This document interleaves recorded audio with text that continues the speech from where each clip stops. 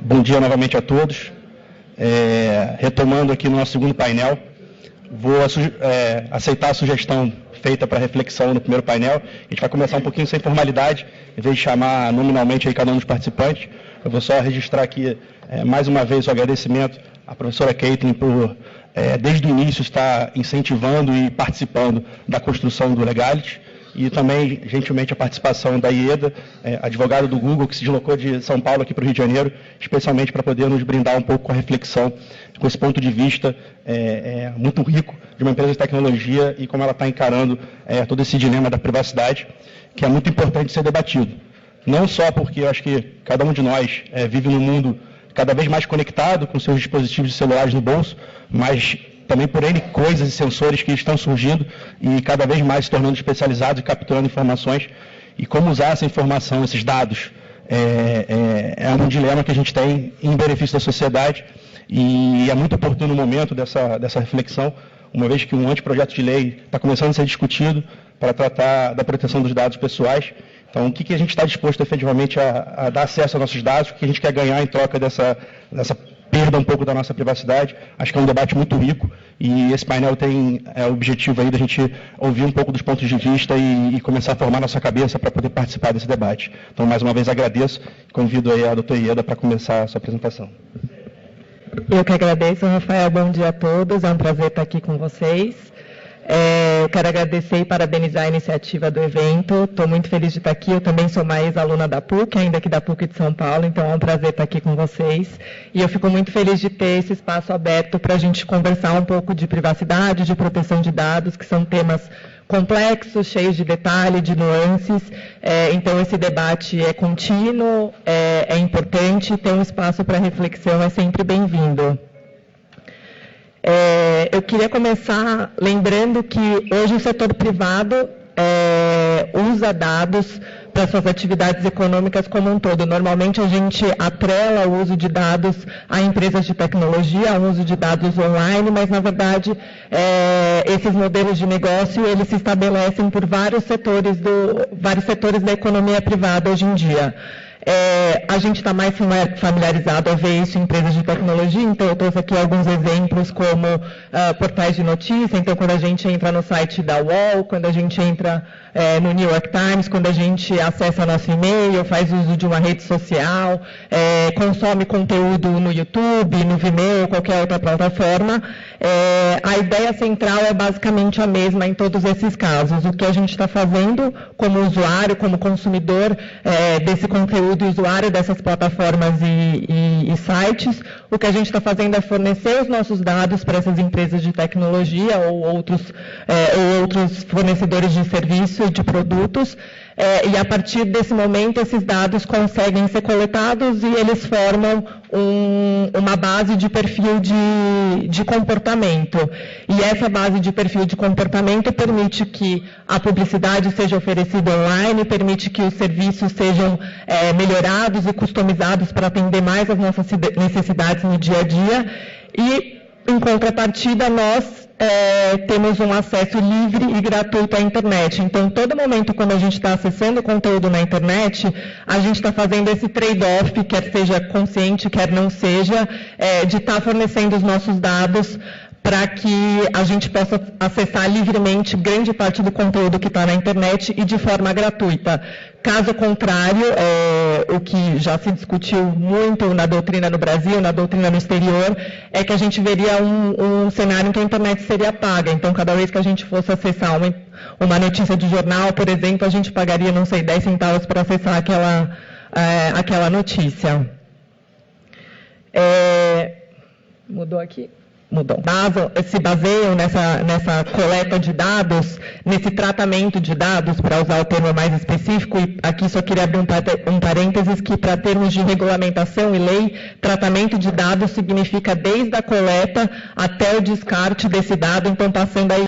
Então, o tratamento de dados, ele traz uma reflexão contínua e no sentido do que a gente está fazendo em termos de lei para proteger a privacidade dos usuários e para permitir que esse trade-off continue acontecendo, para permitir que a gente continue acessando livremente a internet sem pagar por isso, mas que ao mesmo tempo os usuários tenham consciente do que está sendo feito com os dados deles.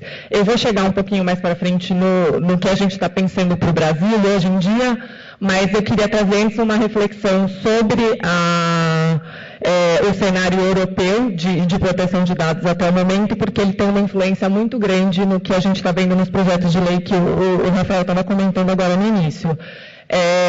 Então, o direito europeu ele entende que a proteção de dados ele é um direito fundamental dos cidadãos e ele deriva da proteção à pessoa e à proteção à dignidade. Então, o que a gente vê da legislação europeia, que é a legislação que mais protege o tratamento dos dados dos usuários, e uma figura muito importante do direito europeu, que a gente provavelmente vai importar aqui para o Brasil, é a ideia de consentimento inequívoco para realizar esse tratamento de dados. Então, o consentimento, que é a permissão do usuário para que aquele dado seja tratado pelo fornecedor do serviço ou do produto, ela pode ser dada de várias maneiras.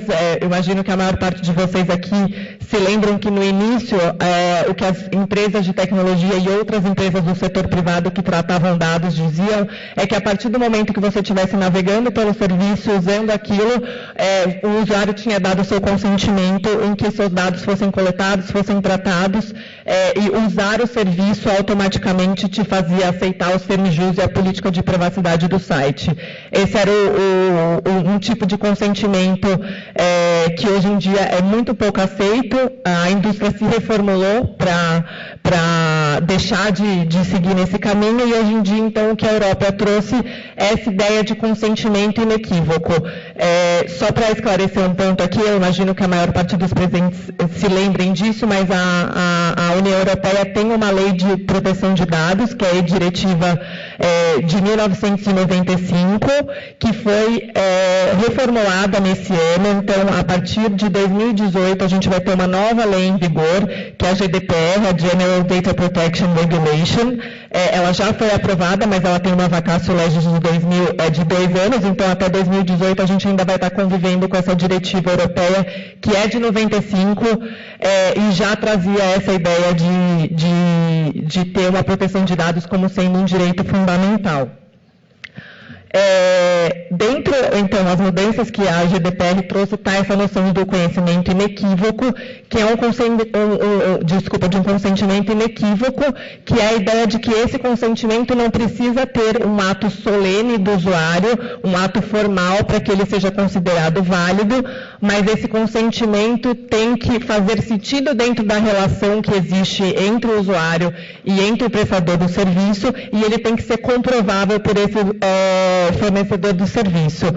Então, fica a cargo da empresa ou do site ou do portal comprovar que ele teve um termo de uso que explicava claramente qual era o uso que seria dado a esses dados, o que vai ser coletado, se pode haver transferência internacional ou não, enfim, aí todos os pormenores que vão ser feitos com esses dados. Para dar um exemplo do Google, por exemplo, esse consentimento inequívoco é fácil de comprovar quando você tem um usuário que se logou ali com a sua conta Google, que é o seu endereço do Gmail, e está navegando pela internet logado. Então, quando você entra no site do UOL, mas você está logado ali com a sua conta do Google, você já deu o ok nos termos de serviço do Google, então o Google consegue facilmente comprovar de que ele teve consentimento inequívoco para tratar os dados daquele usuário enquanto ele estiver navegando na internet. Por outro lado, se esse usuário não tiver logado na sua conta Google, ele consegue acessar o mesmo tipo de conteúdo na internet, mas aí a defesa de que havia um consentimento inequívoco fica muito mais frágil. E aí surgiu, então, a segunda figura super importante da legislação europeia, que é a figura do legítimo interesse, que também existe desde 95 na diretiva e continua agora na GDPR, que basicamente diz que os dados podem ser tratados, ainda que não haja um consentimento do usuário que está fornecendo esses dados para o site, mas é preciso que se comprove que houve um legítimo interesse em coletar aquele dado. Então, o que isso significa em linhas gerais? Significa que o risco jurídico de conseguir comprovar que esse legítimo interesse existia fica a cargo do prestador de serviço e não do usuário, e o prestador de serviço vai ter que dizer que aquilo fazia sentido no caso concreto do que ele estava coletando.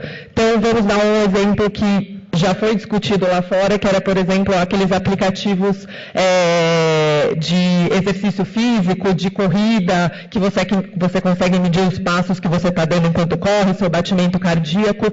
Aquilo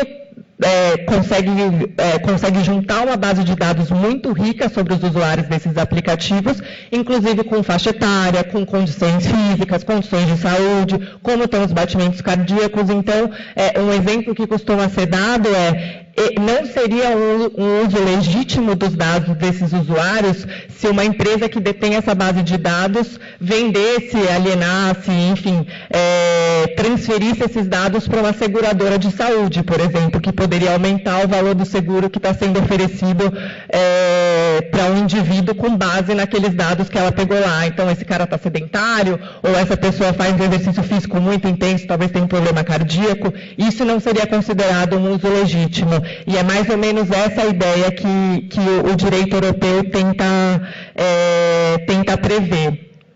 Por outro lado, nos Estados Unidos a gente tem uma proteção muito diferente da europeia, que é uma proteção setorial. Então, cada setor da indústria se estabeleceu com base em algumas leis que foram promulgadas ao longo dessas últimas décadas, para prever como vai se dar a proteção de dados que forem tratados especificamente dentro daquele setor. O que acontece é que, basicamente, são feitas promessas aos usuários nos termos de uso e política de privacidade desses fornecedores de serviços, e fica a cargo do FTC, da Federal Trade Commission, fazer o enforcement disso e verificar se essas práticas efetivamente são práticas consideradas leais ou não. O FTC sempre vai atrás de usos que eles chamam de unfair ou deceptive, que são, aqui fazendo uma tradução mais grosseira, mas são usos que poderiam ser desleais ou abusivos para esse tratamento de dados. E o enforcement é muito forte, funciona, mas funciona dentro da realidade do FTC. Quando a gente tenta discutir isso para um cenário fora dos Estados Unidos, o que muito se pensa é que talvez em outros países, talvez na Europa, talvez no Brasil, a gente não teria um órgão que conseguiria fazer um enforcement tão técnico, tão preciso, e por isso ter uma proteção setorial, em contrapartida ter uma lei geral de proteção de dados, não seria um caminho mais interessante. E aí eu chego já no ponto que eu estava comentando anteriormente, que é como que a gente fica no Brasil. Então, hoje nós temos algumas iniciativas legislativas no sentido de ter uma lei geral de proteção de dados. A gente tem projeto de lei correndo tanto no Executivo, quanto no Senado, quanto na Câmara, e esses projetos de lei seguem hoje esse modelo europeu, inclusive o anteprojeto que o Rafael estava comentando, segue bastante a GDPR, que é essa lei mais moderna de proteção de dados da Europa, em que vai estar especificado exatamente o que é um dado pessoal, o que pode ser tratado, quais são as hipóteses, então, em que pode haver esse consentimento inequívoco que eu estava comentando, que pode haver um legítimo interesse. Então, a gente está tentando importar o que há de mais moderno aí no direito europeu, já que se estabeleceu que faria mais sentido ter uma lei geral de proteção de dados em contraponto a uma proteção setorial, que é o que a gente vê nos Estados Unidos. Atualmente, a gente ainda não tem essa lei geral de proteção de dados, mas é muito possível que a gente vai ter isso num curto prazo. E o que a gente vê até então aqui no Brasil o Marco Civil da Internet, que foi promulgado em 2014, ele acabou trazendo já um mini sistema de proteção de dados, que a gente fala. Ele não trouxe uma definição do que é dado pessoal, do que é dado anonimizado, para que existisse uma segurança maior de se entender ali o que pode ser tratado e o que está sujeito às regras de consentimento ou não. Ele deixou isso para uma legislação específica de proteção de dados que vai vir, mas ele já tratou ali, a partir do artigo 7, 7º do Marco Civil, qual seria o tipo de requerimento de consentimento que a gente vai pedir para que os usuários, então nós, quando estivermos usando a internet, vamos dar para que os nossos dados sejam coletados e sejam usados. O Marco Civil da Internet, ele fala hoje no consentimento livre, expresso e informado. Então, o consentimento livre é simplesmente que você deu o consentimento sem ter qualquer tipo de coação para fazer isso. Um consentimento expresso seria um consentimento em que, antes do prestador de serviço oferecer uma publicidade online ou oferecer um conteúdo, ele teria que pedir o seu consentimento para usar o seu dado naquele momento. E o consentimento informado é que fique claro, então, aí nos termos de uso, nas políticas, quais são os dados, quais são os tipos de uso que vão ser dados para essas informações que forem ser coletadas. O que isso significa? Que hoje, pelo Marco Civil, a gente tem uma conjuntura ainda mais protecionista do que a Europa tem, que é usando um consentimento inequívoco. Por outro lado, a gente está vendo um caminho legislativo no sentido de trazer esse consentimento inequívoco para uma proteção de dados. E aí eu só queria abrir mais um parênteses de que essa lei geral de proteção de dados que a gente deve ver aqui nos próximos anos sendo promulgada no Brasil, ela não vai valer só para empresas de tecnologia, ela vai valer para todo o setor privado que use dados. Então, empresas que fazem emissão de passagem aérea, empresa que trabalha com agricultura de precisão e usa dados para determinar período de colheita, período de plantio, fornecedores que prestam serviço de supply chain, por exemplo, então, para determinar toda a logística de entrega de um produto, e outras atividades que às vezes a gente nem se dá conta que a gente também está entregando dado. Por exemplo, eu sou paulista e em São Paulo a gente tem aquele programa da nota fiscal paulista do governo do estado de São Paulo, em que basicamente nós, como cidadãos, oferecemos os nossos dados para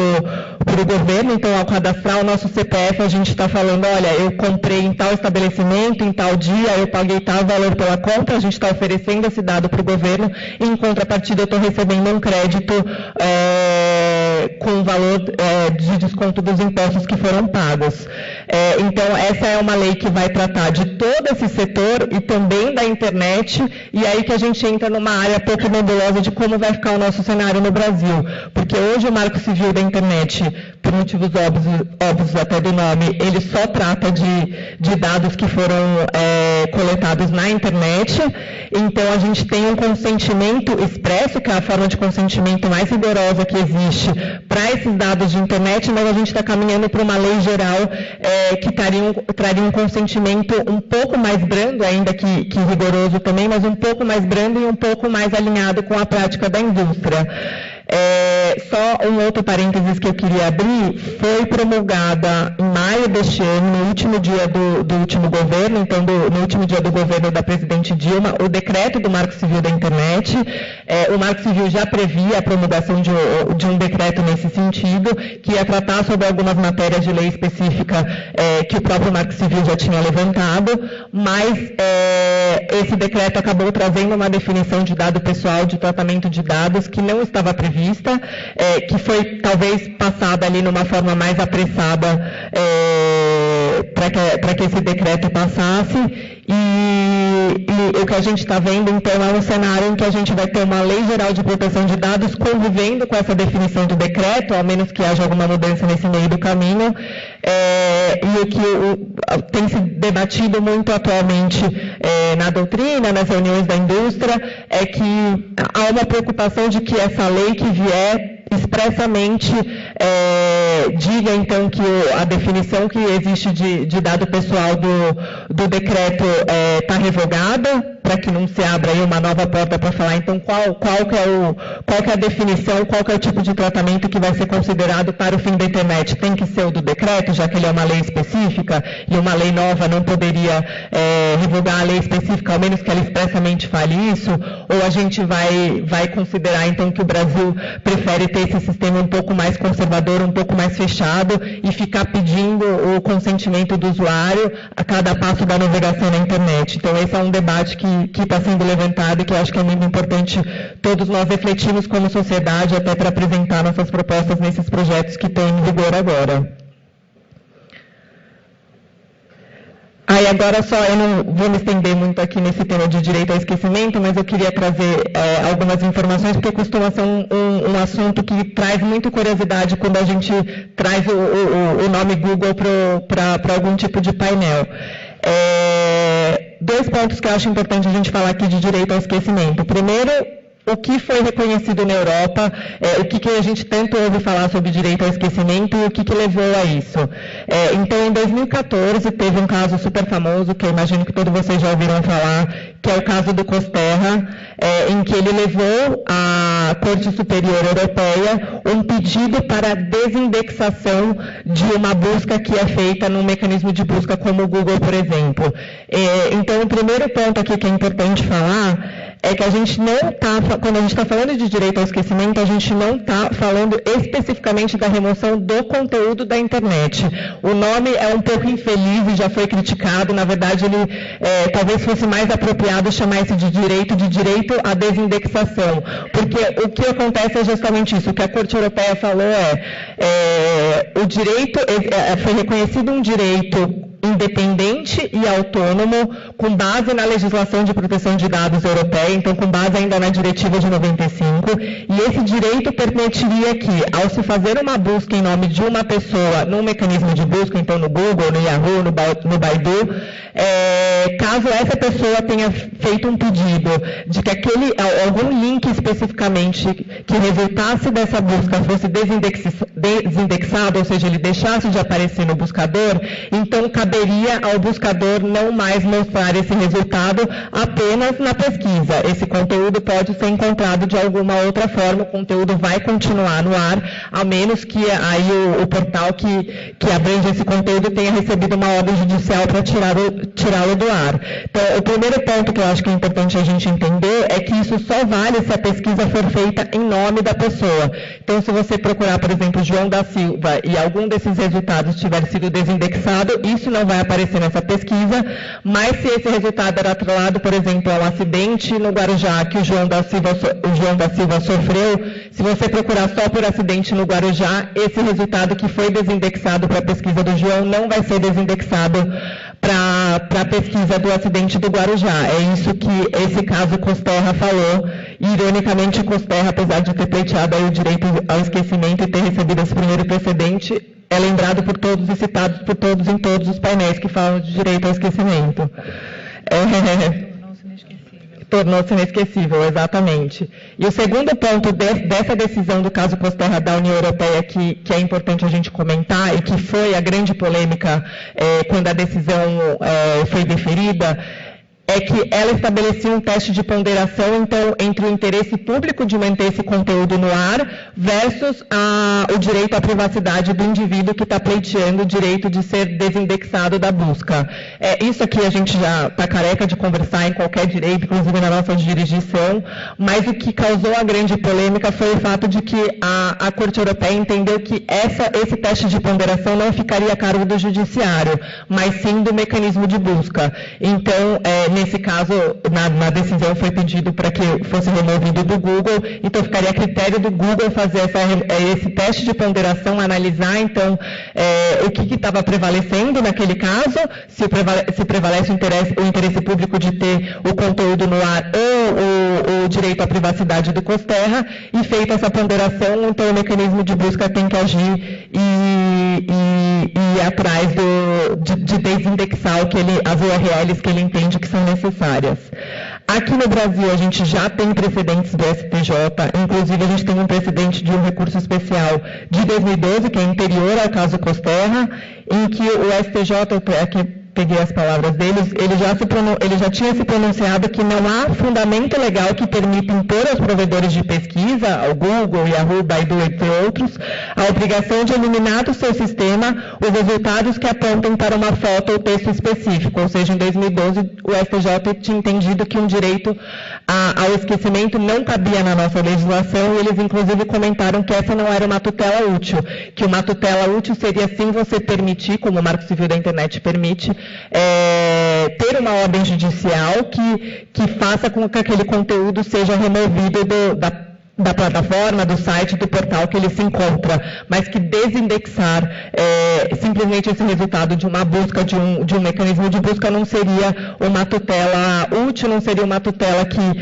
cabe na nossa legislação, então que não seria um caminho que a gente gostaria de seguir. No mês passado, agora em novembro desse ano, teve um caso que estava correndo em segredo de justiça no STJ, que o Google figurava como réu, mas esse caso apareceu na mídia, pipocou bastante aqui nas últimas semanas, então achei que seria interessante trazer para vocês. E o STJ, ele reafirmou o seu entendimento de que a gente não tem uma legislação de proteção de dados no Brasil por enquanto, então que para analisar qualquer tema referente ao direito ao esquecimento, a gente teria que se socorrer ao artigo 7º do Marco Civil da Internet, e o STJ mencionou especificamente o inciso 10 desse artigo 7º, que é aquele que diz que é assegurado ao usuário o direito de pleitear a qualquer momento a remoção dos seus dados pessoais que ele tiver fornecido a um prestador de serviço.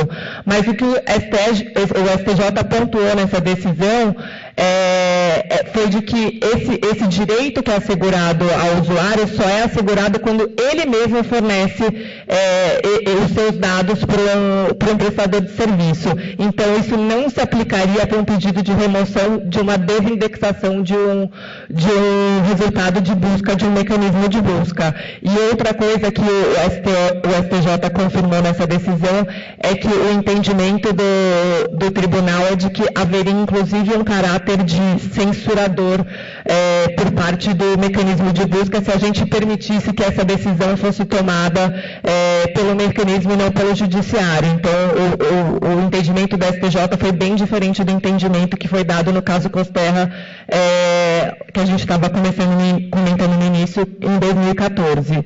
E aqui o último slide que eu trouxe foi só mais a título de curiosidade mesmo. O Google tem um relatório de transparência que traz diversas informações sobre dados, decisões que a empresa enfrenta globalmente, e existe um capítulo específico dentro desse relatório de transparência que é sobre pedidos de remoção de URL com base do direito ao esquecimento na Europa.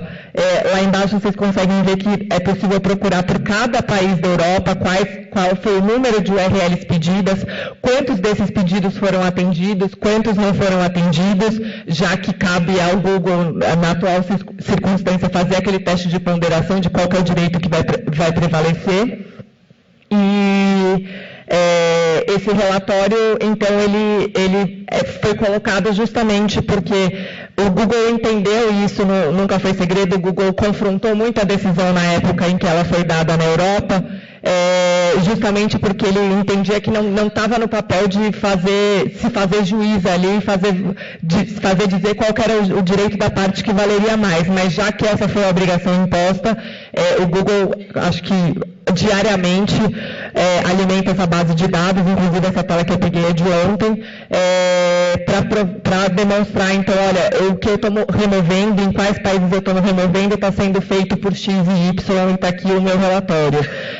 Só para vocês entenderem, logo que a decisão do caso Costerra foi publicada, o Google tinha um primeiro entendimento de que o que tivesse que ser desindexado da busca poderia ser desindexado do nome de domínio do local em que o pedido de remoção da URL foi feito. Então, se foi feito um pedido de remoção de uma URL na França, aquela busca não sairia se fosse feita no google.fr, por exemplo.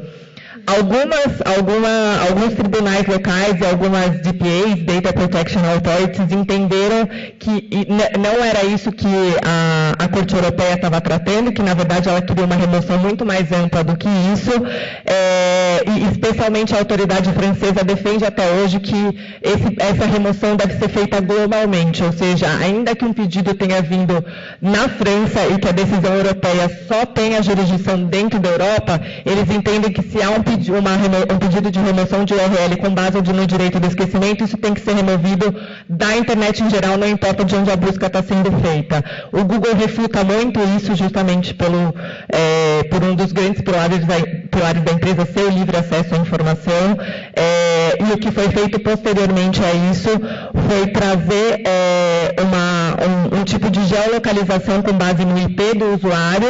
Então, se o usuário está acessando fazendo uma pesquisa da França e há uma URL que não vai sair nessa pesquisa que for feita com base no direito ao esquecimento, então não importa que domínio do Google esse usuário está acessando, se é .com, se é .fr, se é .brasil, essa pesquisa não vai ser encontrada por esse usuário.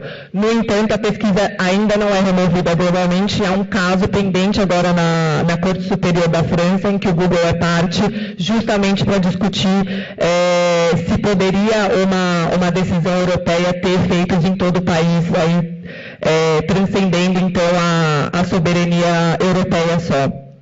É isso que eu queria trazer para vocês. Vou passar a palavra agora para a Caitlin. Muito obrigada mais uma vez pela oportunidade.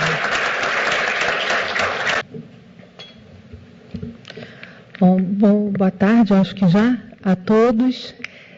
Eu queria muito agradecer o convite para participar desse projeto feito pelo Gustavo e pelo Rafael. Assim como o professor Elvésio, eu fico muito empolgada com essa iniciativa. Acho que é fundamental, sendo professora da PUC, que a gente tenha essa possibilidade de trocas entre departamentos. Acho que só engrandece o nosso trabalho de pesquisa, né, como pesquisadores. E eu queria cumprimentar a IEDA pela palestra, que acho que é fundamental a gente escutar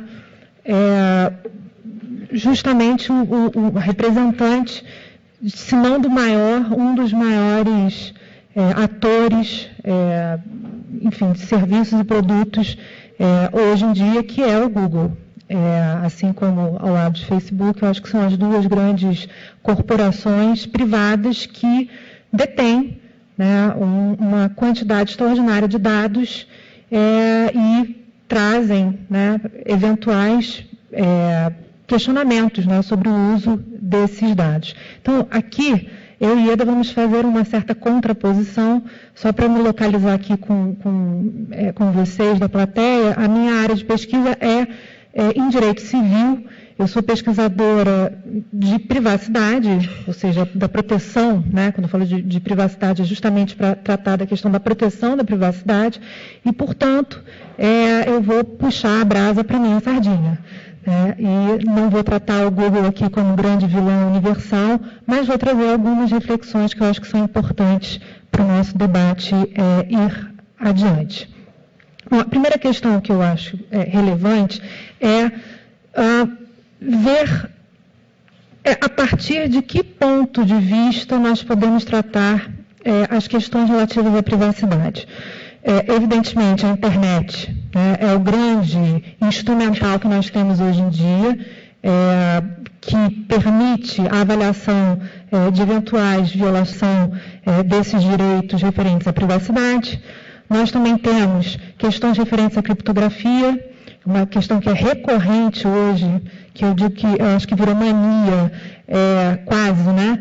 E existe projeto de lei em tramitação, tanto de um lado quanto do outro, é o debate acerca dos bloqueios de aplicativos, mais especificamente o que tem acontecido é o bloqueio do WhatsApp, nacionalmente, que na verdade não é nacionalmente, é mais do que nacionalmente, que acaba atingindo outros países, quando bloqueado no Brasil, outros países da América do Sul, que é um debate que diz respeito à criptografia e à incapacidade do provedor de aplicação ou do aplicativo de fornecer conteúdos que são trocados, né, entre usuários dessa aplicação e criptografados. Você teria o aplicativo, o provedor de aplicação teria acesso aos logs, mas não acesso ao conteúdo. Então, é outra questão que diz respeito à proteção também da privacidade. Surveillance, que está fora da internet, mas também pode estar dentro da internet. É uma questão que a gente pouco debate, ou vejo pouco debate no Brasil a respeito, e é uma das questões mais interessantes. Se a gente pensar, por exemplo, que dois países que são absolutamente opostos em termos de regime político, né? A Inglaterra e a China, utilizam o mesmo sistema de vigilância social para identificação, né, de sujeitos, de pessoas, né? Londres é considerada uma das cidades mais vigiadas do mundo, com o maior número de câmeras de vigilância do mundo, e a China há pouco mais de um mês, lançou o programa de Social Scoring. Eu olho para a Heloísa, lembro, né, do Credit Score, né? Você tem lá o cadastro positivo de crédito, agora você vai ter o cadastro social positivo, através do qual é feita uma vigilância absoluta dos cidadãos chineses para fins de caracterização de posicionamentos políticos e ideológicos. Então, obviamente, a gente está falando de dois sistemas políticos opostos, mas que, no final das contas, atingem o mesmo objetivo de vigiar os seus cidadãos. Tá? Questão de algoritmos, né? O algoritmo que os meus queridos companheiros de informática e de engenharia de software vão falar que os algoritmos são neutros. Desde quando os algoritmos são neutros? Eu nunca vi algoritmo neutro na minha vida, mas a gente tem alguns exemplos de quando os algoritmos não são neutros. Mas, de qualquer forma, o uso de algoritmos para facilitar a vida das pessoas é maravilhoso. Mas o que isso implica? Né? O que implicaria a utilização de algoritmos para fins de proteção ou violação ou proteção da privacidade? Filter bubbles, né? As pesquisas que você realiza e que ficam dentro de bolhas, né? Como se fossem fechados, né? Informações fechadas que são acessíveis, que são disponibilizadas a uma pessoa de acordo com o histórico de busca. Né? A gente tem agora, há pouco tempo, o escândalo nas eleições americanas, em que foram identificadas notícias falsas, né, propagadas no Facebook, né, por usuários do Facebook, a respeito de um ou de outro candidato, e especificamente, né, direcionando a eleição para o Trump, né, e o escândalo que isso gerou em termos de acesso a conhecimento. Né? Então, até que ponto esse acesso a conhecimento, essa liberdade de expressão também, de uma certa forma, não influenciam na privacidade. Sistemas preditivos também, relacionado com a questão também de utilização de algoritmos. A gente tem a utilização já reconhecidamente nos Estados Unidos de sistemas muito semelhantes àquele filme, né, Minority Report, em que se identifica as cidades, Chicago é uma das cidades que tem esse sistema de predição, Predictive Police, né, que você tem a capacidade de, através de análise probabilística, identificar em que local um determinado crime será provavelmente cometido. E o que isso significa do ponto de vista de não só vigilância, mas também do ponto de vista de proteção, violação / proteção da privacidade. Ninguém é preso antecipadamente, mas as pessoas são averiguadas, né? Vamos dizer assim. Então, não existe uma presunção de inocência das pessoas que moram naquela rua, naquela esquina, o que é problemático. Machine learning, né? Máquinas sendo utilizadas para fins, para todos os fins possíveis, associado com IoT, internet das coisas. Eu acho a coisa mais maravilhosa, vai ser lindo chegar em casa e a minha geladeira se comunicar com o meu celular, que se comunica com a rede do supermercado Zona Sul, que no dia seguinte me traz a compra que eu geralmente faço. Isso é lindo. Mas do ponto de vista, mais uma vez, da proteção da privacidade, o que isso significa? A gente já teve os escândalos da Smart TV, né, dos dados coletados pelas televisões inteligentes, que estão conectadas à rede, portanto, né, sendo coletados e distribuídos, né? Essas são, e por fim, a questão dos biobancos, que são uma questão que é pouco também difundida, e é uma questão que tem a ver com novas tecnologias, não necessariamente relacionada a redes, mas necessariamente relacionada a dados, né, banco de dados. Até que ponto eu sei e sou informada que aquele sangue que foi coletado no laboratório Sérgio Franco não está sendo utilizado para fins de pesquisa médica para identificar determinada propensão a determinadas doenças. A gente não sabe disso, isso não é informado nem que sim, nem que não. Mas o fato é que existem biobancos, públicos e privados, e a gente às vezes não faz a menor ideia. Todas essas questões, para cada uma dessas aplicações, a gente vai identificar um problema de privacidade. E todos esses problemas de privacidade se relacionam com novas tecnologias. Então, a sensação que a gente tem é que o direito vem sempre a reboque, e eu acho que deve ser, de uma certa forma, né, uma reação, né, mas vem sempre a reboque desses novos instrumentais que são colocados na nossa sociedade. Sobre a internet, eu trago alguns dados específicos, não dá tempo da gente falar sobre todas essas questões, né? São poucos minutos e provavelmente eu devo ter passado alguns. Mas alguns dados interessantes que são importantes até para a gente identificar o que a sociedade quer do direito. Eu acho que o mais importante é isso, né? Não a forma como o direito vai tutelar a sociedade, mas o que a sociedade espera que o direito faça.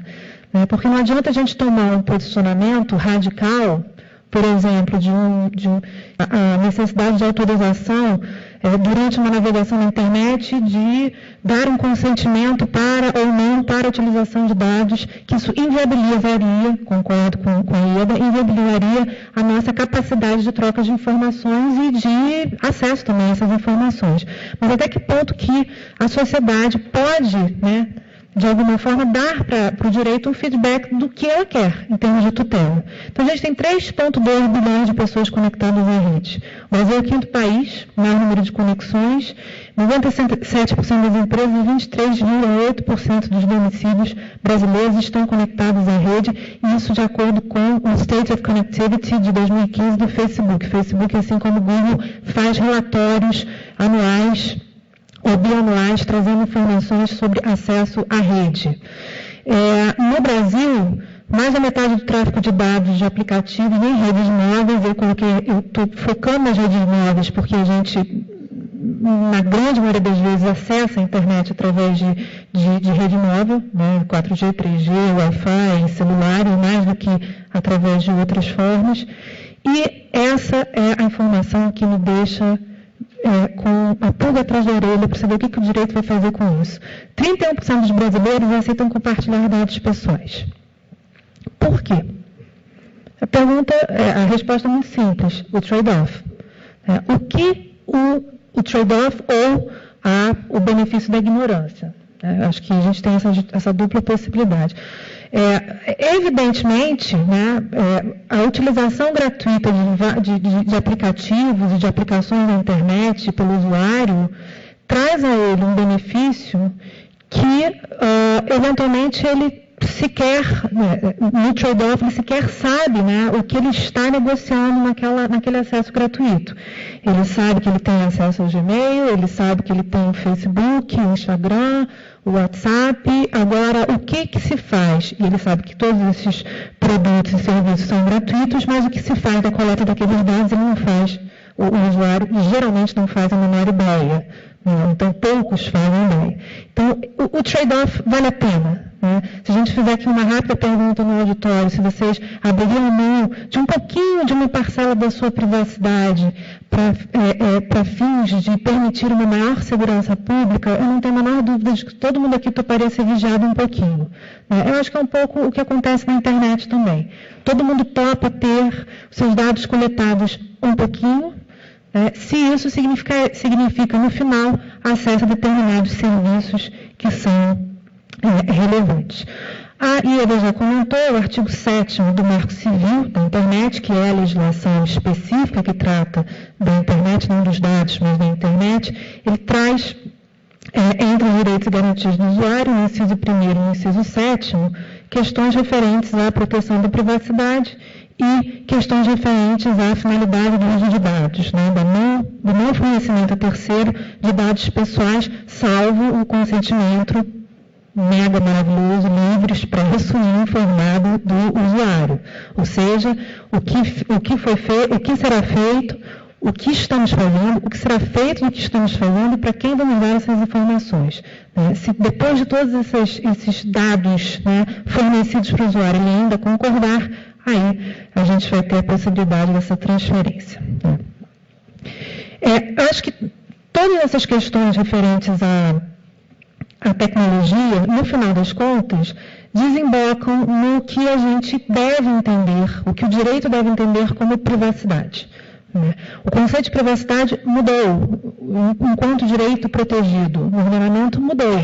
Enquanto a gente tinha em 1890 um conceito de vida privada absolutamente burguês, do direito de ser deixado só, do direito de estar sozinho, do direito de não ter uma ingerência de um terceiro sobre a sua esfera íntima,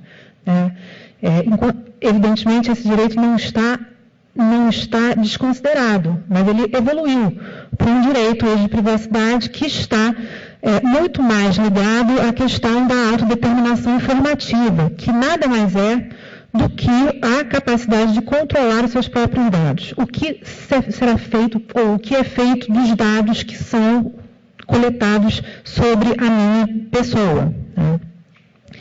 E aí a gente tem algumas questões, eu juro que estou indo quase à conclusão, a gente tem algumas questões interessantes em relação à reação do direito uma vez identificada a violação de um dado. Quais seriam as reações? As mais comuns são a indenização por violação de um direito à privacidade, e a gente tem a possibilidade de uma indenização de natureza moral, ou uma obrigação de não fazer, remoção de conteúdo, por exemplo. Só que a gente tem um probleminha, que é esse aqui. Todo mundo lembra do caso Ascarelli? Sim, então, ele está lá. Eu não vou passar aqui porque a gente não vai ter tempo de assistir o filmezinho, mas está lá. É só clicar ali, bonitinho, no linkzinho, vocês vão ver o vídeo. Ou seja, as medidas jurídicas que existem hoje para a proteção da privacidade de uma determinada pessoa são absolutamente ineficientes. Uma vez na internet, sempre na internet. Por mais que você tenha a remoção do conteúdo, que foi o que aconteceu no caso do Daniel Ascarelli, ou a desindexação, no caso do Costerra, o que vai acontecer é que já está lá. No caso do Costerra, coitado, realmente ele ficou inesquecível. Ele nunca mais será esquecido. O que ele queria não foi alcançado. Então, a tutela jurídica ela é ineficiente pela tecnologia. O filme pseudo-erótico de Daniel Ascarelli ainda está acessível e, portanto, a privacidade dela ainda está sendo violada. A questão é relevante que o direito venha dar algum tipo de tutela depois de passados quantos anos? 10 anos, mais ou menos, desse caso? Ou não? Ou a gente vai estar diante daquela situação do viral, Viral, vocês sabem por que se chama viral? Porque dura 10 dias. Todo mundo começa e depois morre. Depois ninguém não fala mais nada. Só vai falar de novo quando tiver a tutela judicial sendo requerida. Bom, então, o que eu proponho é que a gente pense, ou ainda não propõe, é uma grande pergunta, a proposição está sendo desenvolvida num grupo de pesquisa de iniciação científica, e que está sendo desenvolvido no âmbito do MDLT, que seria trabalhar um novo conceito de privacidade, ou seja, ver a pessoa não mais como uma pessoa humana física, mas como uma pessoa digital, formada pelo corpo e por bits, por informações, por dados. A pessoa hoje não é mais a carne e osso, é o dado que ela carrega com si própria. E aí eu trago uma análise que foi passada pelo Danilo Doneda, que provavelmente você conhece, e aí depois me corrigir se está certa ou não. Mas só exemplificando, de 4 a 6% das pesquisas do Google são sobre questões relacionadas à saúde. A minha mãe, por exemplo, usa o Google antes de ir ao médico para dizer ao médico o que ela está sofrendo. Então, não sei se vocês têm pessoas na sua família com esse mesmo sintoma. Mas, enfim, esse dado coletado pelo Google, se for, e aí ele já falou que não rola, mas, enfim, se for um dado que vai ser negociado, é um dado extremamente valioso para seguros de vida, seguro de saúde, emprego, possibilidade de inserção no mercado de trabalho, enfim, são, portanto, questões que, às vezes, sequer a pessoa comum, eu estou considerando que eu estou falando com uma plateia de não leigos, todo mundo, portanto, tem consciência de tudo isso, mas pessoas comuns não fazem sequer ideia de que isso é uma possibilidade. Então, de fato, hoje nós temos mecanismos jurídicos, pelo menos no Conjunto Setorial, mas uns 3 projetos de lei tramitando que foram apensados, tem essa que está sob consulta pública e que traz alguns conceitos e mecanismos interessantes para a pessoa que tem os dados divulgados, que nada mais se refletem aqui, na verdade, na ideia do privacy by default, ou seja, a privacidade é a regra, a divulgação, coleta e tratamento de dados é a exceção, né, através do consentimento, da ideia de consentimento inequívoco que a IEDA já tratou. Então, acesso, retificação, cancelamento, oposição, bloqueio, dissociação, são todos termos que estão sendo trabalhados nesses anteprojetos para permitir que a pessoa tenha uma maior capacidade de controlar os seus próprios dados. E aí, para terminar, fazendo um pouco o trabalho aqui de lutando contra o lado negro da força, a gente tem aqui um problema sério, que eu chamo de paradigma Google na União Europeia, que é o fato de ter se criado, com a decisão do Costerra, ter se criado o que eu chamo de tribunal corporativo. A gente tem, com a lavagem de mãos do Tribunal Europeu, uma verdadeira passada de bastão para uma corporação, para uma sociedade, da análise sobre a legitimidade ou não da retirada de um conteúdo do ar, saltando sobre o direito e saltando sobre, portanto, a possibilidade de uma avaliação jurisdicional e uma avaliação constitucional daqueles direitos que estão sendo analisados no caso. Bom, isso foi uma mini pincelada, já passei aqui 6 minutos da apresentação, mas foi uma mini pincelada do que a gente tem estudado, pesquisado a respeito e espero, com a ajuda agora do projeto de Legalité, desenvolver com mais profundidade ainda. Muito obrigada.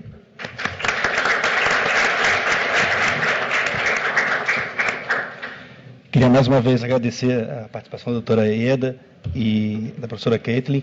Acho que nada melhor do que a universidade para promover um debate de pontos de vista tão opostos e ao mesmo tempo complementares. Eu acho que a gente podia complementar esse ponto de vista ouvindo as perguntas aí da plateia e enriquecendo ainda mais esse debate. Por favor. Oi, boa tarde. Sou daqui da PUC também, né? Queria acrescentar um ponto de discussão e saber assim, a opinião de vocês. Nada contra o Google, tá? Fique tranquilo, pode dar opinião contra o Google também. Mas a privacidade já é tão avaliada, analisada, puxada e tal. E eu vejo uma dificuldade muito grande de compartilhar essas informações com os órgãos de segurança pública. Por exemplo, o meu celular é Android. Cara, eu olhei essa semana no Google, ele diz onde eu tive nos últimos 2 anos. É verdade. Todo lugar que eu estive. E quanto tempo você ficou? Agora, imagina essa informação na mão da polícia se fosse um bandido. Assim, eu tenho exemplo de Android, mas tem o Facebook, tem o WhatsApp, tem outros órgãos, outras empresas que trabalham essas informações. E eu vejo uma dificuldade, que eu acho até uma questão que deve ser discutida de ética das empresas, na hora de compartilhar essas informações. Por exemplo, o WhatsApp, ele pode sim, e pelo Marco Civil da Internet, deveria guardar as mensagens trocadas, mesmo que elas sejam criptografadas, tecnicamente, eu digo que é possível. Eles não fazem. E não estão no Brasil exatamente para não fazer. E a desculpa é, poxa, assim eu não fomento o uso. Pô, mas você quer então, tipo assim, quem está devendo não vai usar, pô, sua audiência vai ficar melhor nesse sentido. Aí eu queria que vocês falassem um pouquinho sobre essa questão do bate-bola com os órgãos de segurança pública. Eu sei que você vai acabar falando mais do Google, mas eu queria uma opinião mais ampla, além do Google.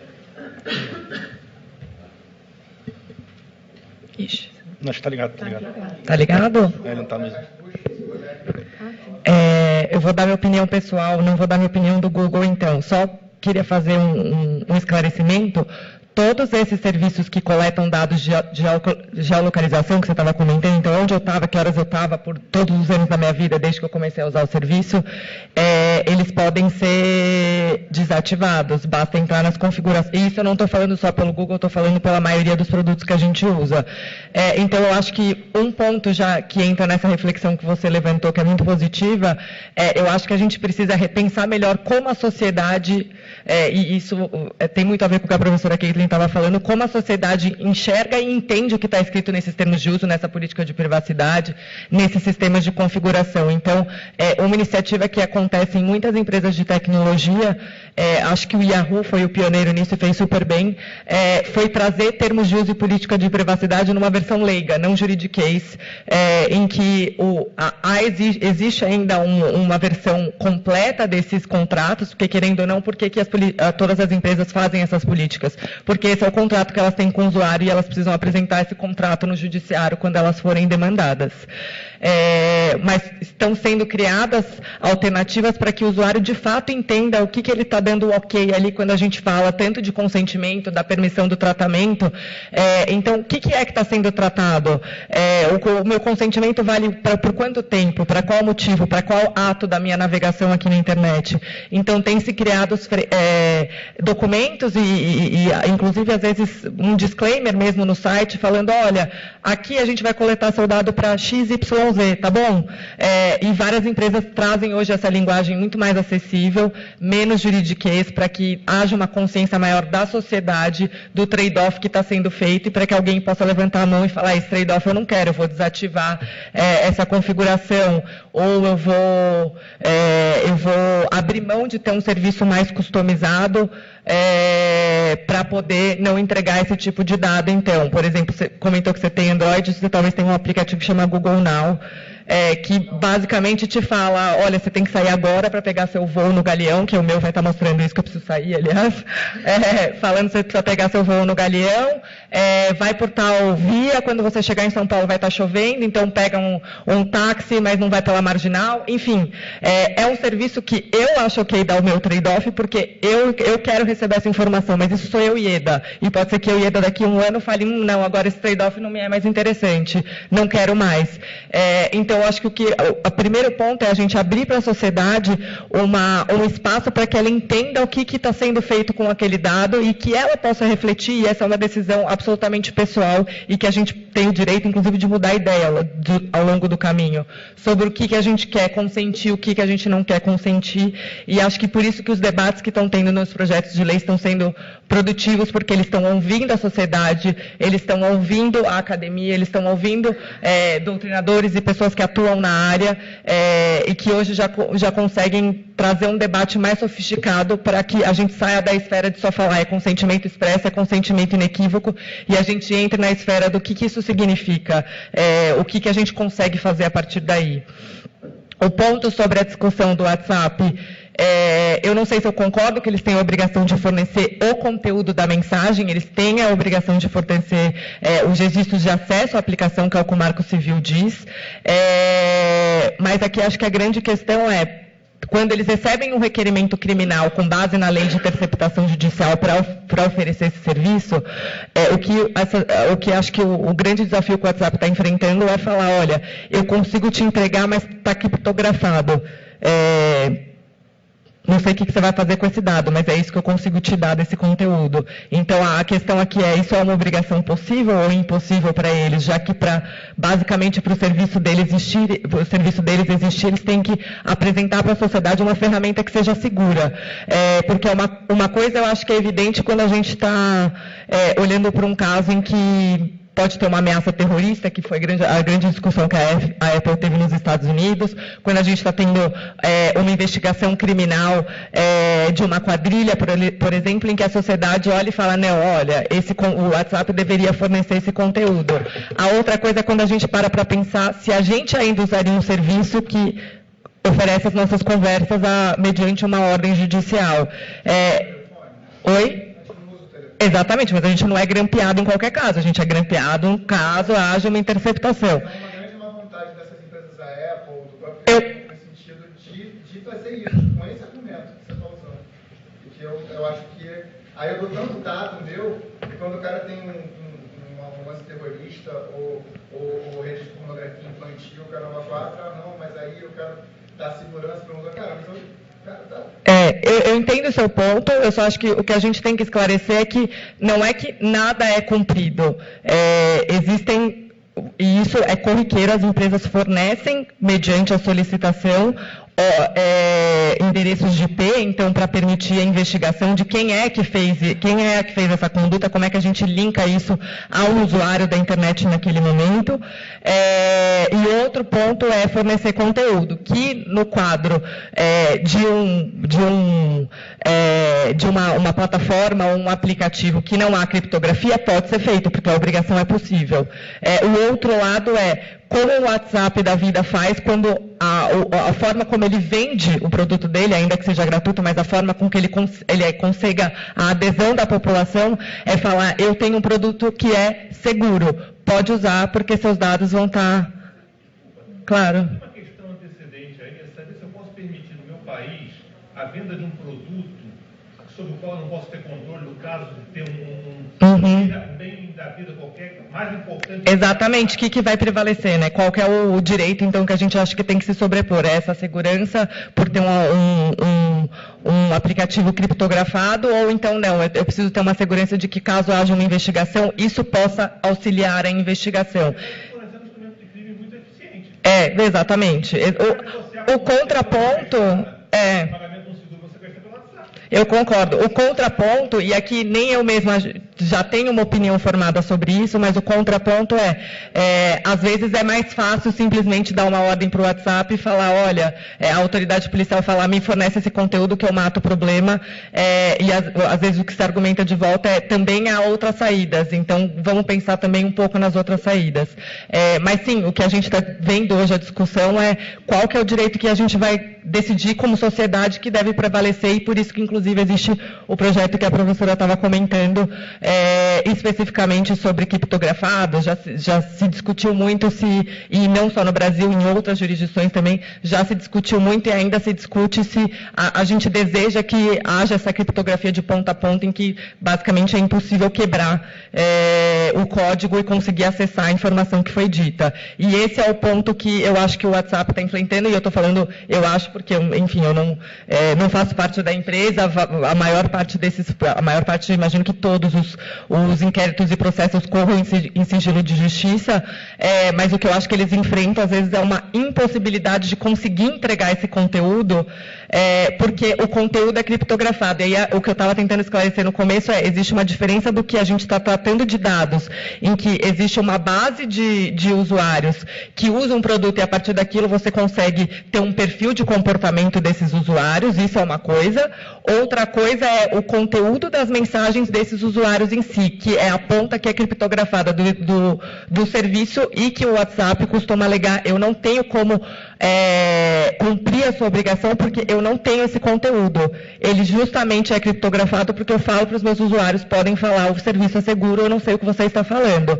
É diferente do que o Marco Civil fala de coletar o registro desses usuários na aplicação da internet. Então, o WhatsApp vai poder falar, sim, houve um IP conectado, mas é diferente de ter uma obrigação de dizer o que está escrito naquele conteúdo. E é isso que esses projetos de lei vêm tratando e vêm debatendo para que a gente, como sociedade, decida. Então, a gente quer ter acesso a esse conteúdo, e se esse for o caso, então avisar a sociedade, vamos repensar a forma como a gente usa esses conteúdos, já que eles podem ser fornecidos por uma autoridade policial em caso de investigação. Imagina. Posso falar? Você queria que eu falasse, você quer que eu fale também alguma coisa? Não. Eu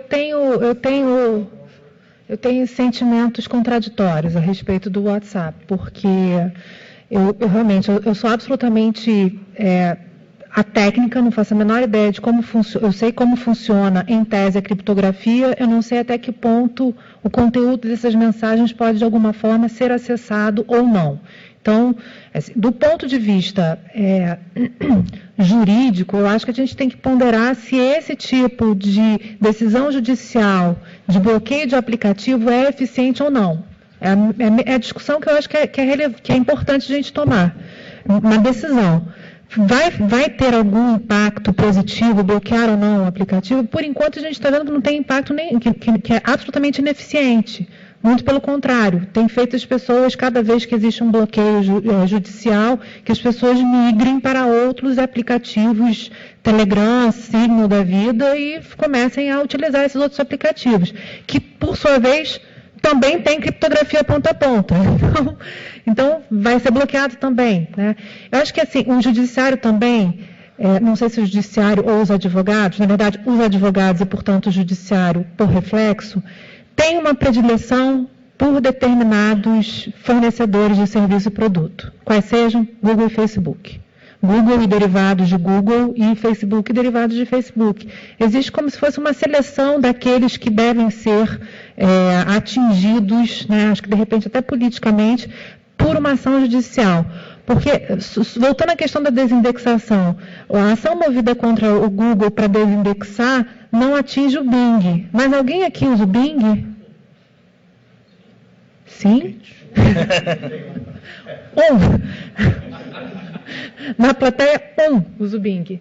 Enfim, quem aqui usa o DuckDuckGo? Pesado agora.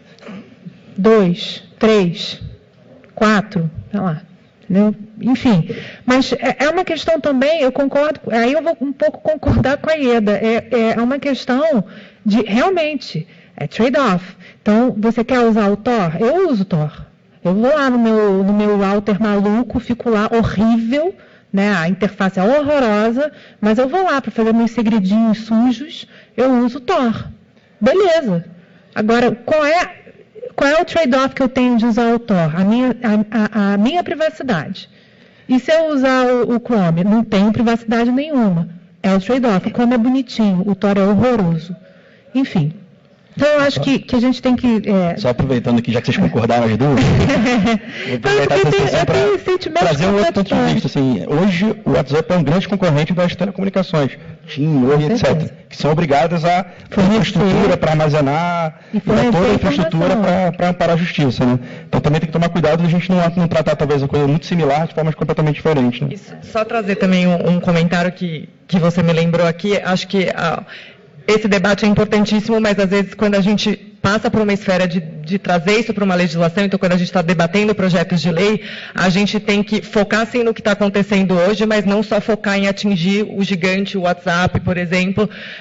O professor Marcelo Leonardi, que inclusive trabalha lá no Google também, ele costuma comentar que anos atrás teve um artigo do The Guardian do Reino Unido que comentava, será que algum dia alguém vai tirar o MySpace da posição que está e alguém usa MySpace hoje? Então ninguém lembra mais, logo depois veio o Facebook e ninguém mais usa.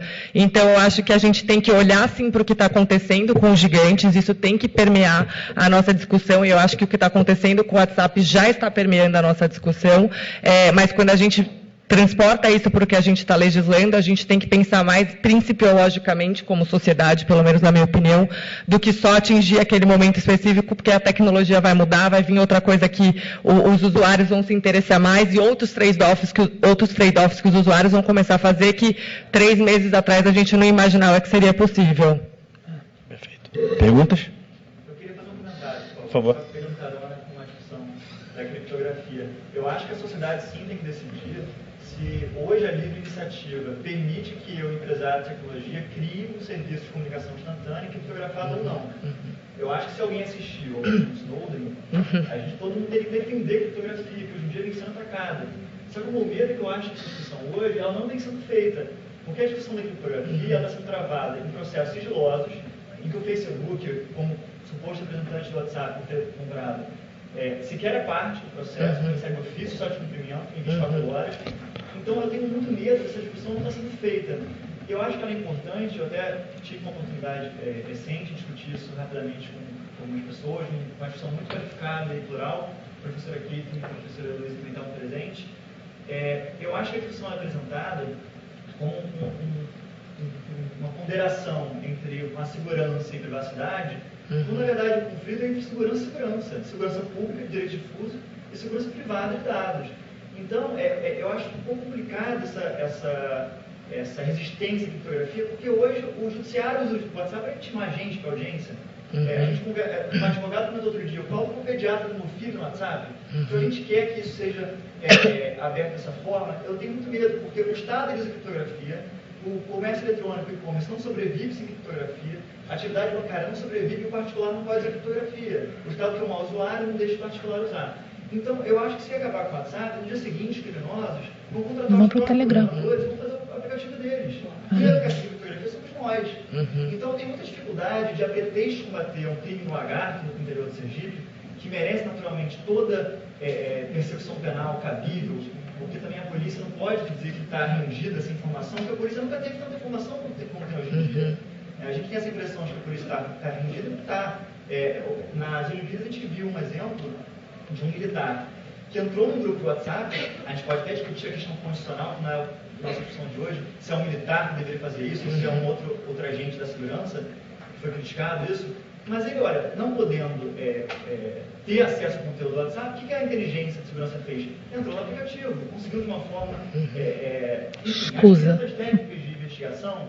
Então tem muito receio, a gente já pretexta de combater um crime interior do Sergipe, entrar na rede e bloquear o acesso à infraestrutura da rede, bloqueando um aplicativo que afeta até o Chile, como a professora Kate falou. Não foi só no Brasil que isso foi afetado. E a internet no Brasil, portanto, passa a ficar menos interessante, menos vantajosa, menos competitiva, porque a gente sabe como funciona a internet, que os dados são trafegados também pelo Brasil. Então, eu só queria pontuar essas informações, porque eu acho que, claro que a gente sensibiliza muito quando a gente vê um crime de pedofilia sendo investigado, portanto a polícia quer ter acesso àquelas informações.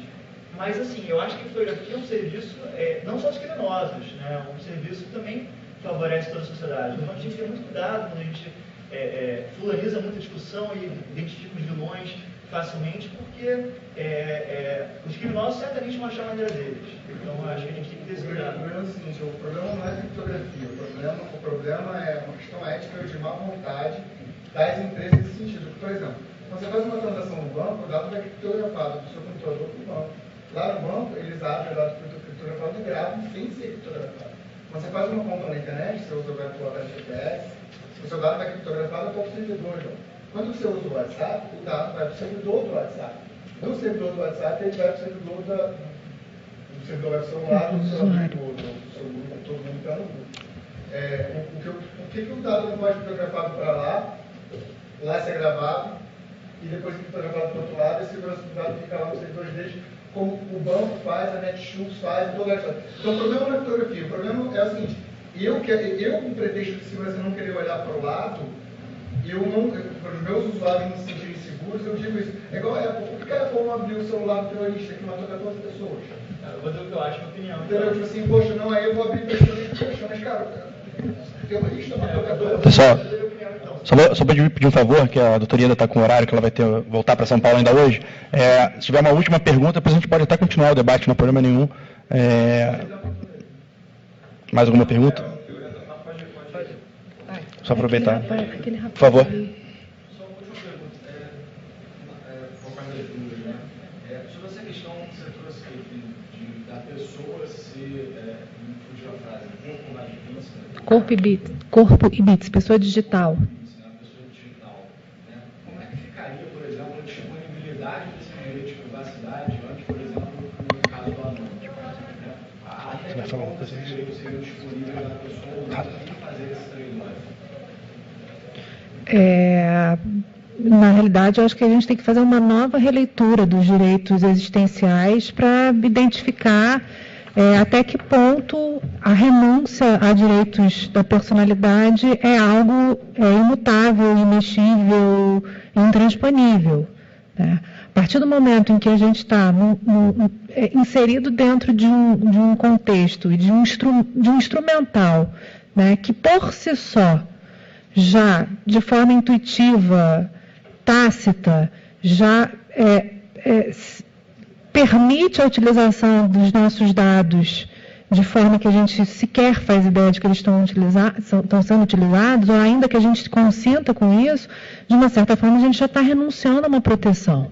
Então, o que eu proponho é uma flexibilização, uma releitura, na verdade, das formas de proteção desses direitos existenciais. Da mesma forma que a gente tem, por exemplo, hoje em dia, não tem nada a ver com a internet, mas hoje em dia é plural. De uma certa forma, elas estão abrindo mão da sua integridade física. Então, acho que é um pouco esse debate de identificar até que ponto, né, uma pessoa pode renunciar à sua privacidade, aos seus dados, né?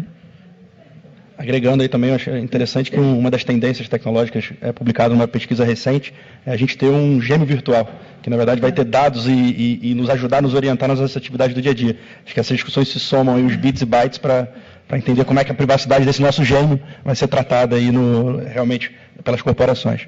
Mais alguém tem alguma pergunta? Por favor. Vou fazer uma ponderação aqui, aproveitando ainda ao assunto do WhatsApp. Não seria muito mais interessante, né, porque está falando assim, o WhatsApp teve uma vontade, alguma coisa assim. O serviço de dados existe. Na primeira vez que o WhatsApp caiu no Brasil, eu migrei para o Telegram, no Telegram fiquei. O Telegram não tem, o Brasil não consegue atingir o Telegram, porque o servidor está lá na Rússia. E eu resolvi o meu problema. Assim como diversos outros usuários, fazendo uso legal ou não disso, podem ter feito exatamente a mesma coisa. Não seria muito mais interessante se a gente debatesse, já que aí está a tecnologia, o que a gente pode fazer, ao invés de apontar os vilões? Assim, existe a tecnologia de troca de mensagens de texto. Criptografadas. Né? Criptografadas. Né? Seria uma exigência pessoal minha que os meus dados fossem criptografados. Uhum. Eu concordo com o colega aqui que falou, que se uma corporação pode ter dado criptografado, por que não eu sou uma pessoa física? Né? Uhum. Mas não seria muito mais interessante a gente debater o serviço em vez de debater as corporações? Sim. Na verdade, o questionamento seria o seguinte: poxa, tu pega tanto meu dado, eu dou tanto dado para eles o tempo inteiro, e aí na hora de pegar esse dado e ajudar a sociedade, no ponto de vista da segurança, vem com um papo de, antes o cara foi terrorista, eu não vou hackear, eu não vou abrir o meu próprio telefone que eu sei fabricar para dar informação, porque aí as pessoas perdem o direito. Então, assim, eu acho que não está justo. Esse trade-off aí, ele está desbalanceado. E eu não estou falando nada de criptografia em si. Eu não sou contra a criptografia. Eu vou dizer o que eu acho. Eu sou contra a Deixa eu puxar aqui. Mas quando o juiz bloqueia o aplicativo, Está animado. quando não fornecer dados, em tese, ele está dizendo o quê? O direito não permite, não tolera o serviço criptografado. Agora, eu acho muito interessante destacar, que eu acho que vale a pena dizer, de um representante do Comitê de Gestão da Internet. Ele falou, olha, não existe internet, não existe crachá só para os mocinhos na internet. Não existe internet para os good guys e uma internet para os bad guys. Então, quando a gente disponibiliza essas informações, que seja para o judiciário, para a autoridade policial que expediu aquela ordem, uma vez na rede, aquilo está disponível para qualquer pessoa acessar, pode ser hackeado. Então não tem como a gente, infelizmente, dar aquela informação só para o juiz do lagarto. Estando na rede, ela está suscetível ao ataque, à invasão. A gente sabe, a gente tem episódios de vazamento de dados. Então, por isso que até hoje, eu não sou da área de informática, posso estar comentando com eu, tem que ter um pouco de fé nessa discussão, acredito que os técnicos falam. Até onde eu sei, não tem como a gente, infelizmente, disponibilizar só para uma autoridade específica, só para quem tem crachá oficial, determinada informação. Porque uma vez na rede, ela está sim, não sei, suscetível a ataques. Não sei se estou cometendo alguma imprecisão técnica aqui, mas até onde eu sei é isso. Então, ou bem o serviço é criptografado de ponta a ponta, e, portanto, o servidor, o fornecedor de serviço, não tem acesso à informação, ou se tem acesso com as informações embaralhadas, como a Ilha que falou, eu posso dar as informações, elas são criptografadas, estou aqui. Porque se passar pelo servidor, como você sugeriu, mas já não há mais criptografia. Qualquer um pode invadir esse servidor. Já não é mais ponta a ponta. Todo mundo faz isso. Não, mas não é criptografado ponta a ponta? Sim, mas o dado chega no servidor. Vamos ver. Bem, acho que tem dois pontos, só para a gente passando aqui um pouquinho palavras finais aqui da professora. Existe uma questão acho que muito relevante, é como a gente pode usar os dados, mesmo que anônimo, a favor da sociedade. Acho que isso é um ponto importante da gente discutir e como tomar cuidado com a privacidade de cada indivíduo no uso desses dados. Acho que é muito relevante pensar nisso e como a tecnologia pode ajudar nessa questão. A segunda é que a criptografia ela não é quebrada até ela ser quebrada, né? Então, a gente tem a discussão dos computadores da Lava Jato que foram capturados com criptografia e o supercomputador lá da Polícia Federal conseguiu desvendar muitas das informações, das transações financeiras. Então, toda essa discussão ela tem, acho que, vários temperos que seria impossível a gente esgotar hoje. Eu acho que a ideia do Legality é realmente ser um núcleo, um espaço para que a gente possa debater, ouvir os pontos de vista distintos e trazer essa complementaridade. Então, eu queria passar aqui para a professora falar as palavras finais, para a gente encerrar o evento de hoje, que eu acho que foi muito rico. As minhas palavras finais são de otimismo. Né? Então, acho que a gente pode pensar nessa associação tecnologia de informação e direito para ouvir a sociedade, ver que tipo de mecanismos de proteção jurídica a gente pode, enfim, implementar. Perfeito. Pensando no futuro. Legal. Então, nesse clima de otimismo, acho que agradecer a vocês pela presença e reforçar que o site do Legality está no ar, é o site da PUC/Legality, marca registrada já em nome da PUC com a assessoria de propriedade intelectual da universidade, e ali a gente vai divulgar todas as informações sobre os eventos, os projetos, e a ideia é que em janeiro tenhamos uma nova versão mais completa desse site. Mas é um excelente canal se a gente falhar na comunicação, para vocês terem acesso a essas informações e poderem participar, que é realmente, como o Gustavo colocou no início, um chamamento para que todos possam contribuir, porque os pontos de vista, por mais distintos que sejam, eles são enriquecedores para a gente poder ajudar a sociedade a crescer e debater esse tema tão importante. Então, mais uma vez, obrigado e um bom almoço aí, desculpa pelo horário. Nossos projetos, conteúdo de pesquisa e os seus resultados podem ser acessados pelo site do Legalité, onde também são divulgados nossos cursos e encontros abertos ao público. Junte-se a nós, acesse o site e participe!